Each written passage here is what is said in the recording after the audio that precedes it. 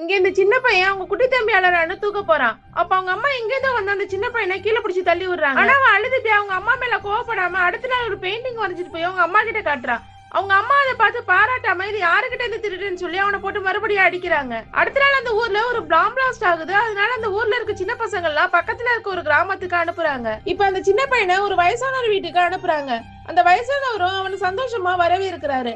அடுத்த நாள் அந்த சின்ன பையன் ஒரு கார்டன்ல நின்னுட்டு இருப்பான். அங்க ஒரு நாய் வந்து அவனை பார்த்து குலைச்சிட்டே இருக்கு.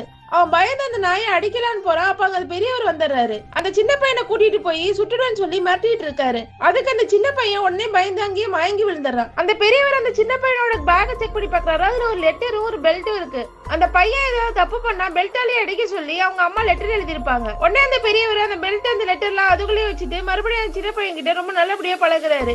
அவனுக்கு கொஞ்சம் ட்ரெஸ்ஸும் கொடுக்குறாரு. ஒரு முறை ஒரு ட்ரெஸ் போட்டு வரதுக்கு அவன் ட்ரெஸ் கழட்ட சொல்றாரு. முதுக பார்த்தா ஃபுல்லா பெல்ட்டால அடிச்ச காயமா இருக்கும். அதை பார்த்ததும் பெரியவர் ரொம்ப டென்ஷன் ஆயிடுறாரு. அந்த பெல்ட் அங்கிருந்து தூக்கி வீசிடுறாரு. கொஞ்ச நாளைக்கு அப்புறம் அந்த பையனோட அம்மா கிட்ட இருந்து ஒரு லெட்டர் வருது. பையனை மறுபடியும் வீட்டுக்கு வர சொல்லி. உடனே பெரியவர் வேற வழி இல்லாம அந்த பையனை அவங்க வீட்டுக்கு அனுப்பி வைக்கிறாரு. இப்ப அந்த அம்மா மறுபடியும் அந்த பையனை போட்டு அடிக்க ஆரம்பிக்கிறாங்க.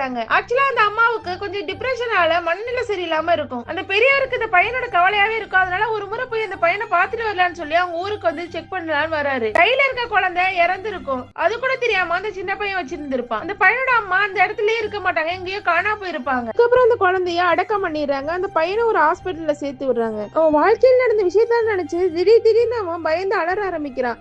அதுக்கப்புறம் அவனை ஹாஸ்பிட்டல்ல சேர்த்து அவன் நல்லபடியா பார்த்து அவர் கடைசியா அவரோட வீட்டுக்கே அவனை கூட்டிட்டு வந்துடுறாரு. பக்கத்து வீட்டுல ஒரு குழந்தை இருக்கு. அதை பார்த்தோன்னே அவனுக்கு அவன் தம்பி ஞாபகம் வந்துடுது. உடனே அந்த குழந்தைய தூக்கி கொஞ்சம் ஆரம்பிச்சிடுறான்.